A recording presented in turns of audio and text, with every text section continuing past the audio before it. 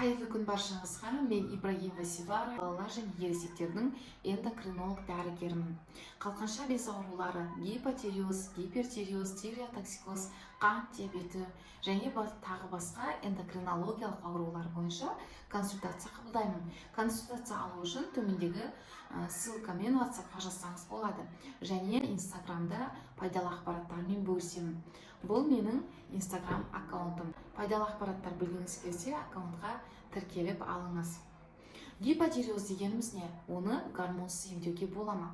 Егер сізде таңертең ұйқыдан шаршап тұру, тез шаршайсыз, әлсіздік, энергияның болмауы, шаштың түсуі, терінің құрғауы, терге әжімдердің ерте түсуі, дененің ісінуі, артық салмақ, тағы басқа белгілер байқалатын болса, міндетті түрде қалқанша без гормондарына анализ тапсырыңыз.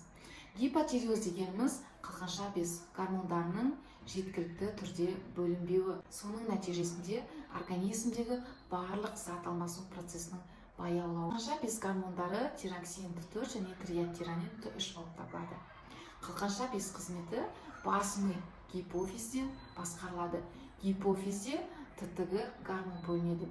Ол қалқанша без қызметін бақылап отырады. Гипотиреоз кезінде осы қалқанша без қызметі төмендейді. Сондықтан гипофиз ТТГ гормонды көп бөледі, яғни қалқанша без қызметін күшейту мақсатында. Соның нәтижесінде анализде ТТГ жоғарылайды, БОЗ Т4 Т3 төмендейді немесе норма болуы мүмкін. Егер сізде жоғарыдағы белгілер болса, міндетті түрде қалқанша без гормондары свободный Т4 және Т3, ТТГ, антитГ-ға анализ тапсыру керек. Сіз тапсырған анализде ТТГ 8-ге дейін жоғарылаған болса, бұл жағдайда гормонсыз емдеуге болады.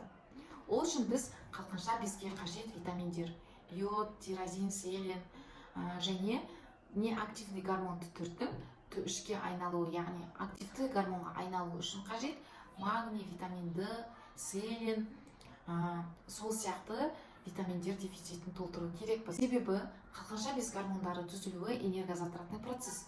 Ол үшін өте көп витаминдер, микроэлементтер өте қажет. Егер осы витаминдер, микроэлементтер дефицит болса, әрине қалқанша без қызметі төмендейді. Егер сізде қалқанша безге операция жасалмаған болса, гипотиреозбен 5 жылға дейін уақыт аралығында ауырып жатқан болсаңыз, гормонның аз дозасын қабылдаған болсаңыз, қалқанша безге радиойод терапия жасалынбаған болса, міндетті түрде бұл жағдайда гормонсыз емдеуге болады. 3 ай қалқанша безге қажет витаминдер, анемия болса, темір дефицитін толтырып, витаминді деңгейін толтырып, витаминді дефицитін толтырып, яғни жалпы организммен жұмыс жасау арқылы гормонсыз емдеуге болады. Бұл туралы мен жабық телеграм-каналда гормонсыз өмір проектінде толығырақ ақпарат бердім. Анализ талдап көрсеттім. Қалқанша безге қажет витаминдер, қандай витаминдер қабылдау керек, емдік доза, профилактикалық доза, ол витаминдерді қайдан алу керек, аптекадан алуға бола ма, немесе айғырттан алуға бола ма, витаминдердің жақсы сіңімді формалары барлығы бойынша мен осы проектте бөлістім. Проектке егер сіз гипотиреозды гормонсыз емдегіңіз келсе, немесе сізде болуы мүмкін, ТТГ-ңыз 11 болуы мүмкін. Әрине бұл жағдайда гормон қабылдау керек. Әрине гормон қабылдап жалпы организммен жұмыс жасау керек. Сол арқылы сіз гипотиреозды толығырақ емдей аласыз. Себебі гормон эутирокс немесе L-тироксиннің құрамында бізде неактивный гормон құрамы Т4 тироксин болып табылады. Ол организмге түскеннен кейін активті гормонға айналу керек. Бұл процесс бізде бауырда 60%, ішекте 30% өтетін процесс.